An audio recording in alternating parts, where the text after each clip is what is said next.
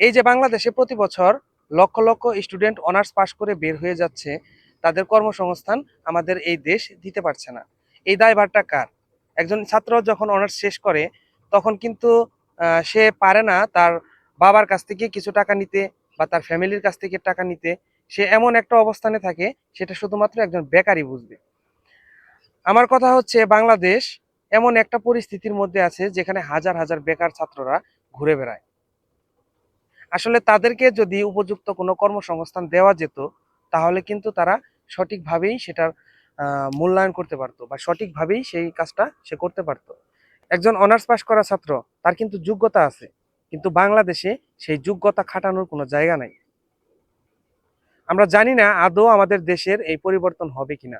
আমরা সবাই শুধু সোনার বাংলা বলে মুখে ফেনা তুলি, কিন্তু আসলে আদৌ কি এটা কি আমাদের সোনার বাংলা? যেখানে এই দেশে একটা শিক্ষিত ছেলের কর্মসংস্থানের জায়গা হয় না, সেখানে কি আমরা আদৌ বাংলাদেশকে সোনার বাংলাদেশ বলতে পারবো?